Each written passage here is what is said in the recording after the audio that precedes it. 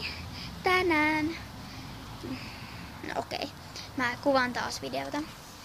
Ja se, joka oli maailman huonoin alku, oli, että mä istuin tuolissa ja mä kaaduin. Tää tuoli kaatui tänne niinku. Mut mä en katunut kunnolla. Mä olisin vaan silleen, mä vaan huusin kovaa. Meri tai jotain, mä muistan. Ehkä jotain. V-I-T-T-U tai jotain. No, mä voisin kuvaa jotain haastetta, jos mulla olisi kaveri täällä. Mä ehkä, jos joku mun kaveri tulisi, niin mä ehkä kuvaisin huomenna tai joskus älä naura haasteen, koska mun yksi kaveri nauraa niin paljon yhdellä mun vitsillä, joka on, en mä voi sanoa sitä teille vielä, se on ylläri, jos sitä videota edes tulee. Ja mä aion ehkä kuvata tätä. Mitä vitsiä? Mä vähän puhun tässä, mun pitäisi tehdä jotain. Okei, me tehdään jotain. Ei ruveta satamaan. Onneksi. Okei, me... voitais potkia palloa. Tylsää. Mutta anyway. Mä heitän ehkä eka tän pallon. Saatte nähdä, kun minä heitän tämän pallon. Katsokaa tarkkaan.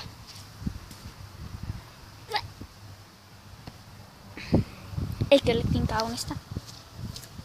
Vaikka ette varmaan sitten nähnyt mitään, mutta sehän ei ketään kiinnosta. Ehkä mä voisin heittää tätä palloa. Tai potkata tätä palloa. Nyt potkassa. Wow! Vois saatana. Oh my god, oh my god. Se meni vaan naapurin pihalle. Nyt mä potkasin sen omalle pihalle. Ja sit se meni taas tonne. Toivottavasti se ei mene sinne nokkasposkaan. Ei mene. Mä en enää jaksa potkia palloa. Mä vihaan kaikkea potkittavaa. Mä menen ehkä tänne. Mistä tänne? Joo, en ilman kenkiä. Tuolla oli jotain kissanpaskaa. Ehkä mä voisin laittaa kengät. Jotkut vaan. Mä laitan nämä.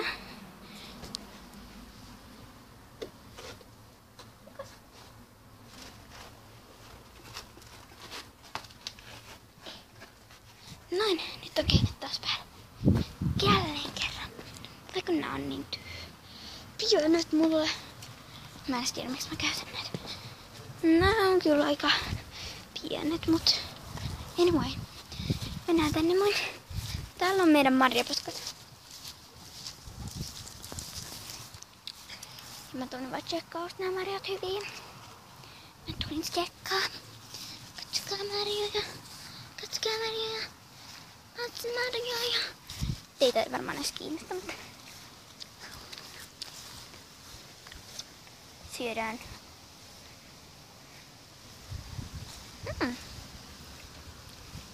Olipas kirpetä. Kirpetä sellaista.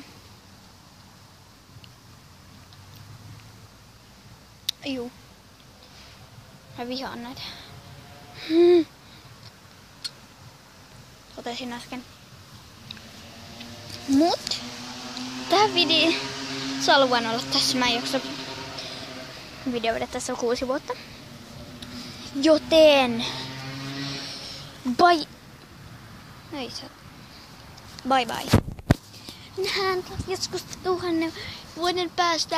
Moikka!